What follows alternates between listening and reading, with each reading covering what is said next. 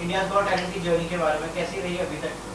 Sir बहुत ही amazing journey रही है। जितना प्यार मिला है लोगों का, बहुत ही खुशी होती है जब इतना ज़्यादा प्यार मिलता है। और सर मैं बीट बॉक्सिंग करता हूँ, भैया फ्लूट बजाते हैं, इतने साल से मेहनत कर रहे हैं। तो सर वो जब मेहनत लोगों का जो प्यार मिला है हमारी मेहनत पे, आई थिंक वो हमें बहुत ही मज़े आए, बहुत ही आनंद आया उस प्यार को आई थिंक पाना।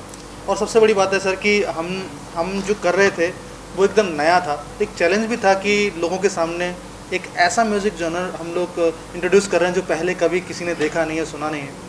तो एक जिम्मेदारी भी थी, लेकिन जैसा हमको प्यार मिला उससे हमको बहुत कॉन्फिडेंस मिला और ये जर्नी काफ़ी अच्छी हो गई। देखा जाए अगर तो बीट बॉक्सिंग और ऐसे म्यूजिक के बारे में इतना जो है लोग इतना जानते नहीं हैं इस बारे में, तो क्या कहेंगे उसके बारे में? आप लोग ने एक नया ट्रेंड चालू किया है। सर बहुत ही आई थिंक हिस्ट्री मेकिंग वाला सीन हुआ है, क्योंकि कभी ऐसा कुछ हुआ नहीं है वर्ल्ड में भी। आप देखोगे कभी फ्लोटिस्ट और बीट बॉक्सर कभी कोलैबोरेट नहीं किया है। तो सर ये बहुत ही आई थिंक वर्ल्ड क्लास चीज़ हुई है इंडियाज़ गॉट टैलेंट पे। और सर इंडिया का टैलेंट तो वैसे ही वर्ल्ड क्लास है, क्योंकि हमें वहाँ से इनवाइट आता है वहाँ के गॉट टैलेंट से, हम किसी को नहीं बुलाते। So India's got talent I think बहुत बड़ा मंच है, और हम बहुत शुक्रगुजार है कि उन्होंने हमें चुना और हमें विजेता बनाया। और सबसे खुशी की बात यह है सर कि इस म्यूज़िक की एक विशेषता है कि इसमें हमारे हिंदुस्तान का शास्त्रीय संगीत भी है और वेस्टर्न रिदम है। तो इसका जो साउंड निकल के आ रहा है वो ग्लोब पे छा रहा है, तो पूरे ग्लोब से हमको बहुत प्यार मिल रहा है।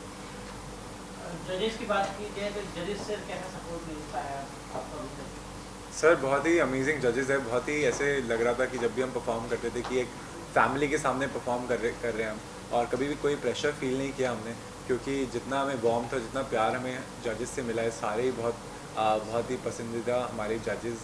लाइक हम बहुत पसंद करते हैं उन्हें, क्योंकि आई थिंक सब अपनी फील्ड में महारती उन्होंने हासिल कर रखी, महारती हैं वो।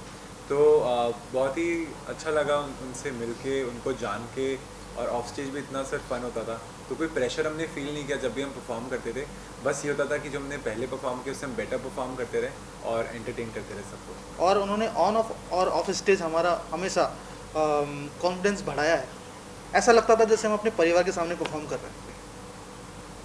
विनिंग मूवमेंट की बात की जाए अगर तो विनिंग मूवमेंट कैसा रहा आपका, क्या कहेंगे उसके बारे में? सर विनिंग मोमेंट सर बहुत अमेजिंग रहा, क्योंकि इतने साल से मेहनत कर रहे हैं सर। भैया 18-19 ईयर से फ्लूट प्ले कर रहे हैं, मैं 12 साल से बीट बॉक्सिंग कर रहा हूँ। तो सर वो ऐसा होता है ना कि सालों की मेहनत शायद अब लगा कि शायद रंग लाई है। तो वो एक बहुत ही अच्छा अचीवमेंट सा लगा कि क्योंकि सर क्या हमारे पास अल्फाज नहीं है, जो है वो धुन और ताल है। और हम पहले सर थोड़ा बैक एंड पे प्ले करते थे, बट अभी हमारे नाम से हमें इंक्वायरीज आते हैं, हमें शोज़ मिलने लगे हैं। तो सर बहुत ही स्पेशल फील कर रहा है कि इंडिया ने इतना ओपनली हमें एक्सेप्ट किया है और इतना प्यार दिया है। सोनी ने आपको इतना बड़ा प्लेटफॉर्म दिया है, जब आप सोनी में आपने फर्स्ट ऑडिशन दिया तो क्या था उस समय, और अब आप इतने बड़े स्टार बन गए हैं, तो सोनी के लिए आपका क्या है? सर सोनी के लिए मैं यही कहना चाहूँगा कि आई थिंक आपका दिल बहुत खुला हुआ है, बहुत ही आप खुले दिल के कि हमें एक्सेप्ट किया। क्योंकि सर क्या है कि आजकल बहुत घबराहट होती नई चीज़ों को एक्सपेरिमेंट करने के लिए। आजकल वो थोड़ा फार्मूला 44 ज़्यादा चलने लगा है, बट सोनी आई थिंक मैं सोनी का तहे दिल से शुक्रिया अदा करना चाहूँगा कि उन्होंने हमें मौका दिया और हम पे विश्वास किया और लोगों तक हमें पहुंचाया भी। क्योंकि हमें जिस तरह से प्रमोट भी किया गया है सोनी के द्वारा, आई थिंक वो काबिल तारीफ़ है। क्योंकि सर लोगों तक जब तक पहुंचेगा नहीं तो लोगों को पता कैसे चलेगा कि उन्हें एक्सेप्ट करना है नहीं करना। So thank you so much Sony. तो आई थिंक ये इंडियन हिस्ट्री में, इंडियन रियलिटी शो की हिस्ट्री में पहली बार ऐसा हुआ है कि ऐसा कोई म्यूज़िक जॉनर इंट्रोड्यूस हुआ है। और हम बहुत खुश हैं कि भगवान ने हमको ये मौका दिया, सोनी ने ये हमको मौका दिया, इंडियाज़ गॉट टैलेंट ने ये मौका दिया। Thank you so much. जैसा कि आप जानते हैं कि इंडियाज़ गॉट टैलेंट फेस्टिवल एक बहुत बड़ा मंच है, उसमें कंपटीशन लेवल ऑब्वियसली बहुत एक्सट्रीम होगा। तो आपका क्या कहना है उस कंपटीशन लेवल के बारे में जो आप लोगों ने फेस किया? मैम टू बी ऑनेस्ट हमने कभी सोचा ही नहीं कि कंपटीशन है। बस हमारा एक ही एम था कि हमने जो पहले परफॉर्मेंस दी है उससे बेटर परफॉर्म करना है। सारे लोग अपने ही लोग थे, जैसे कभी कंपटीशन फील नहीं हुआ। क्योंकि मैम आर्ट बहुत सब्जेक्टिव है, आपको कोई आर्टिस्ट पसंद हो सकता है मुझे ना पसंद हो, तो बहुत सब्जेक्टिव है। Of course it's a competition, but at the end of the day हम बस खुद से बेहतर करना चाहते थे और वही हमारा एम रहा एंड आई थिंक इसलिए हमारी परफॉर्मेंसेस हमेशा एनहांस होती रही and I think that's why we are the winners of India's got talent season 9। Show के आपकी जर्नी की बात करते हैं, कांग्रेचुलेशन जीतने के लिए, और 4 जजेस थे शो के। मैं सबके नाम लूंगा, आपका बेस्ट मोमेंट होगा क्या था उन जज के साथ में कराइए। स्टार्ट विद बादशाह। हम उनके गोल्डन बजर थे तो उन्होंने सबसे पहले गोल्डन बजर दिया हमें एंड उन्हीं की वजह से हम आई थिंक हमने ट्रॉफी जीती है। Shilpa Shetty. Very warm, very kind, very loving, बहुत लविंग है ना? बिल्कुल ऑफकोर्स। मनोज सर के बारे में फिर कैमरा प्लीज। मनोज सर मतलब ऐसे हैं कि उनको देख के लगता नहीं, वो जैसे ऐसा लगता है कोई बड़ा भाई हमारा सामने चला आ रहा है। तो बड़ा भाई जैसे एक कॉन्फिडेंस फूंक देता है ना आपके अंदर, वो अपने शब्दों से हमारे अंदर ऐसा कॉन्फिडेंस फूंकते थे कि हमको परफॉर्म करने में बहुत मज़ा आता था। And Kiran ma'am. Kiran ma'am तो देखिए हम दोनों की बहुत ज़्यादा फेवरेट है। हमने इतनी मस्ती करी है मैम के साथ और मैम की सबसे खास बात ये है कि मैम फ़ोन यूज़ नहीं करती। तो अब हम भी फ़ोन यूज़ नहीं करते थे, तो जो उनके साथ इंटरेक्शन था वो बहुत ज़्यादा रहा और बहुत मज़ा है उनके साथ, मतलब बात करके, इंटरेक्ट करके, और बहुत लविंग है वो, बहुत काइंड है। ऐसा लगता था जैसे हम अपनी माँ के सामने परफॉर्म कर रहे हैं। जो 2 डिफरेंट टैलेंट फॉर्म्स हैं आपके, उसको आपने फ्यूजन बना के प्रेजेंट किया। जहाँ से आप आते हो, now you are successful, events मिल रहे हैं, नॉन मिल रहे हैं, अभी भी लोग हैं तो स्ट्रगल कर रहे हैं, तो उनको क्या मैसेज देना चाहोगे इंस्पिरेशन के तौर पे? सर आई थिंक जो म्यूज़िक कर रहा होता है वो स्ट्रगल नहीं करता, वो सिर्फ म्यूज़िक कर रहा होता है, ये मेरा मानना है।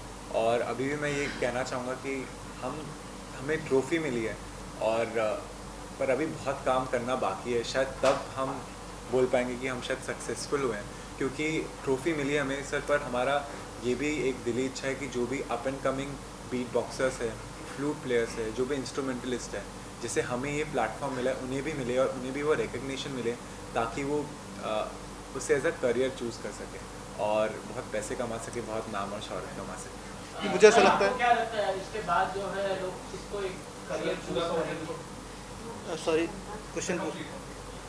हाँ, मैं कह रहा था कि अगर कोई भी चीज़ विदाउट स्ट्रगल के अगर मिलती है तो मुझे लगता नहीं है कि बहुत दिन तक रुकती है। तो अगर ठोकर खा खा के अगर आदमी आगे पहुंचता है तो उसको पता रहता है कि मुझे कैसा रहना है, कैसे आगे बढ़ना है। तो हमारे गुरुजी कहते हैं, गुरुजी पंडित हरिप्रसाद चौरसिया जी, कि मैं स्ट्रगल मैंने किया और मैं आज भी स्ट्रगल कर रहा हूँ, जबकि वो पद्म विभूषण है, उनके पास किसी चीज़ की कमी नहीं है। तो वो कहते हैं कि मैं स्ट्रगल को एंजॉय करता हूँ, और मैं चाहता हूँ कि मैं स्ट्रगल करता रहूँ, जिससे मुझे सीखने को मिलता रहे। आपको क्या लगता है सर कि आपके जीतने के बाद लोग और आएंगे बीट बॉक्सिंग पर इसमें presentation में? सर बिल्कुल आएंगे, क्योंकि आई थिंक जिस तरह से सोनी ने प्रमोट किया, इंडियाज़ गॉट टैलेंट ने हमें प्रमोट किया है, आई थिंक फॉर श्योर आएंगे, क्योंकि सर ऐसा प्लेटफॉर्म खड़ा कर दिया जहाँ पे हमें अब सोचने की ज़रूरत नहीं है कि हमें ज़िंदगी में क्या करना है, क्योंकि हमें पता है कि अब हम क्या करने वाले हैं। और जिस तरह से हमें इवेंट इंक्वायरीज़ आ रही है या लोग हमें इवेंट की डेट शिफ्ट कर रहे हैं अगर हमारी डेट्स अवेलेबल नहीं है, तो ये सर सब सोनी और इंडियाज़ गॉट टैलेंट की बदौलत है। और हमें कोई डाउट नहीं है कि ऐसा अभी किसी के मन में डाउट होगा कि एज अ करियर हम चूज़ कर सकते हैं या नहीं। थोड़ा बहुत परफॉर्मेंस अगर आप कर सकते हैं हमारे लिए। सर बिल्कुल कर देते हैं, मैम का क्वेश्चन नहीं लेते पहले एक बार।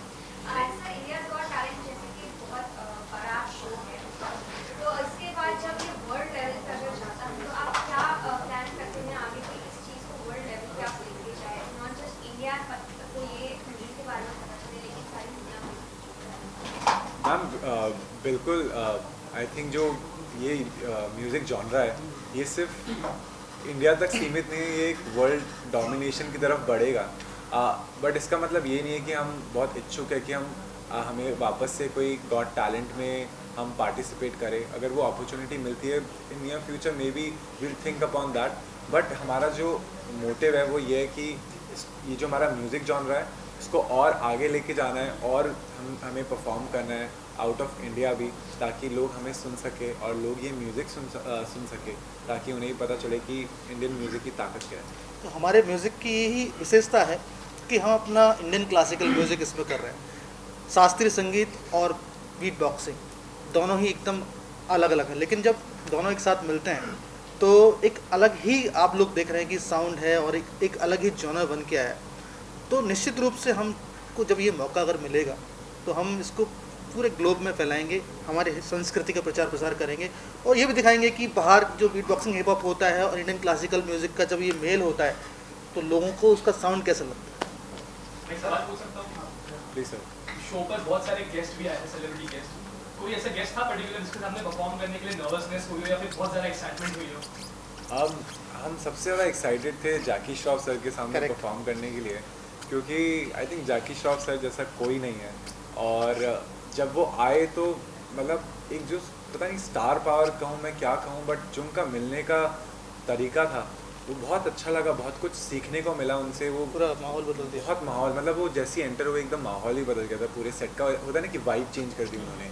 और बहुत ज़्यादा मज़ा आया उनके साथ, उनके सामने परफॉर्म करने के लिए। हमें लग रहा था कि हम साथ में ही परफॉर्म कर रहे हैं, क्योंकि वो हमारे साथ ही नाच रहे थे, झूम रहे थे, एंड हम उनके रिएक्शंस देख रहे थे क्योंकि हम परफॉर्म कर रहे थे वहाँ पे। तो आई थिंक हम बहुत ज़्यादा एक्साइटेड। दूसरा ये उस परफॉर्मेंस में ही गुरुजी पंडित रविप्रसाद चौरसिया जी का एक मैसेज भी आया था। उन्होंने 2 फ्लूट भेजी थी, एक मेरे लिए और एक जैकी श्रॉफ दादा के लिए, कि ये मैं गिफ्ट कर रहा हूँ, आज इसको बजाइए, आई होप कि आप बहुत अच्छा बजाएं। तो एक ये भी जिम्मेदारी भी आ गई थी कि अब इस परफॉर्मेंस में तो और भी थोड़ा जम के बजाना पड़ेगा, क्योंकि गुरुजी देख रहे हैं सामने से। आपके लिए तो और स्पेशल हुआ बिकॉज वो फ्लूट की म्यूजिक गुरुजी ने बजाया था, वो फ्लूट हीरो मूवी का जो फ्लूट था गुरुजी ने बजाया था, जैकी श्रॉफ जी उसमें थे उस मूवी में। तो बहुत स्पेशल था वो, और सबसे ज़्यादा वायरल होने वाला परफॉर्मेंस था। सर बात करते हैं लोकगीतों की। सोनी टीवी के माध्यम से आप लोग लोकगीत छा गए, लेकिन जब आपके पास फ्लूट है और आपका इंस्ट्रूमेंट रिदम का है, तो कहीं ना कहीं स्टार्टिंग जब मुझे स्टार्ट करता है तो कहीं ना कहीं लोगों की आपके अंदर फादर फल हो गया, क्या तू रिदम करता है यार, ये क्या करेगा, क्या तू फ्लूट गा रहा है यार, गिटार है, तबला है, ड्रमर है, लोग उसमें इंटरेस्ट लेते हैं। आप थोड़ा डिफरेंट हो गए, तो उनको कब जो वो दौर रहा, आपने 12 साल किया, आपने 18 साल किया, वो जो दौर का लोगों का प्रतिक्रिया गाली देने का, अरे क्या कर रहा है, क्या करता है बेटा, रिदम करता है, सपोज आप रिदम करते हो, क्या इससे क्या कर रहे हैं, तो कहीं ना कहीं आज आपने उन सबको चुप करा दिया। तो वो लोगों की जो प्रतिक्रिया है किस तरह की? सर क्या है कि अगर आप लोगों की बातें दिल पे ले लेना तो फिर आप तो कुछ काम ही नहीं कर सकते। तो कोई भी क्रिटिसाइज़ करता है एक कान से सुनने का, दूसरे कान से निकालने का। जब तक आपको पता है कि आपको मज़ा आ रहा है वो चीज़ करने में, आपको बस वो दिल से करनी चाहिए, बहुत पैशन के साथ करनी चाहिए। और आई थिंक हम दोनों के बिहाफ पे मैं ये बोल सकता हूँ कि हम दोनों बहुत पैशनेट है जो भी हम करते हैं। और आई थिंक ये सिर्फ म्यूज़िक ही नहीं, जो भी हम कुछ करते हैं, अगर हम कुछ एक्स्ट्रा चीज़ भी कर रहे हैं, अगर म्यूज़िक के अलावा भी, हम बहुत पैशनेट है सर। तो क्या लोग तो सर बोलते हैं, लोगों का काम है कहना, तो अपना काम है काम करना। करेक्ट सर, मैं यही कहूँगा कि मैं भी ऐसी एक जगह से आता हूँ, ऐसे छोटे शहर से आता हूँ जहाँ पे लोग ये पूछते थे अभी कुछ साल पहले, 2-3 साल पहले तभी पूछते थे, जबकि मैं बहुत काम करता था, कि क्या बांसुरी में भी कैरियर हो सकता है, क्या इसमें आप पूरा ज़िंदगी भर निकाल सकते हो। तो मैं काम कर रहा था, लोग जानते नहीं थे, लेकिन इंडियाज़ गॉट टैलेंट में आने के बाद ये इतना नाम जब मिला तो लोगों को पता चला कि नहीं यार इसमें भी कुछ हो सकता है। तो शुरुआत से ही जब मैंने शुरू किया था तब से ही बोलते थे सब लोग, लेकिन मुझे एक चीज़ महसूस हुई कि अगर आप किसी को शिद्दत से चाहते हो, प्यार करते हो, किसी चीज़ को बहुत प्यार करते हो, तो फिर आप वो काम करने के लिए चोरी भी कर सकते हो। तो मैं चोरी चोरी अभ्यास करता था। तो फिर जब प्यार करते तो आपको टाइम पता नहीं चलता है, 1 घंटा भी ऐसे निकल जाता है, जैसे 1 मिनट पहले ये अभ्यास शुरू किया तो 8-8, 10-10 घंटे प्रैक्टिस कर करके यहाँ तक पहुँचे, और फिर आज वो आशीर्वाद है गुरुओं का कि आज हमको ये ट्रॉफी मिली है। सर रियलिटी शो की बात की जाए तो लास्ट क्वेश्चन है लास्ट। सर रियलिटी शो की बात की जाए तो रियलिटी शो में हमेशा हम देखते हैं कहीं ना कहीं इमोशनल एंगल रहता है। तो इस शो के बारे में क्या कहेंगे आप? कोई इमोशनल एंगल था कहीं पे? क्योंकि लोगों को रियलिटी शो ज़्यादातर होते हैं कि लोग इमोशनल एंगल देखते हैं ताकि टीआरपी बढ़ सके और ऐसा हो सके। तो आप क्या कहेंगे? हाँ जी सर, आई थिंक क्या है कि हम जो इंडियंस है ना बहुत इमोशनल है, इमोशन से बहुत ज़्यादा कनेक्ट करते हैं और ये सारी चीज़ें। बट सर मैं हमारे लिए तो यही बोलूँगा कि हमारे पास हमारी कोई स्टोरी नहीं है सर। हम तो टैलेंट पे आए थे, टैलेंट पे खेल के जा रहे हैं यहाँ से और ट्रॉफी उठा के लेके जा रहे हैं। तो हमें इमोशंस जो हैं वो हमारे शो से ज़रूर जुड़े हैं। जो हमारे वहाँ पे लोग हैं, इवन जो क्रू है जिनके साथ हमने काम किया है, आई थिंक सर उन सब ने हमें बनाया है। तो हमारे जो इमोशंस हैं सर, हमारे इमोशंस उनसे जुड़े हैं। बाकी इमोशंस जो है या स्टोरीज़ होती है सर वो सबकी होती है, and we do sympathise with everyone and whatever they have gone through. But at the same time हम जब आए थे सर, हमारा मोटिव ये था कि हम जीतने आए और सर हम जीत के जा रहे तो बहुत खुश हैं।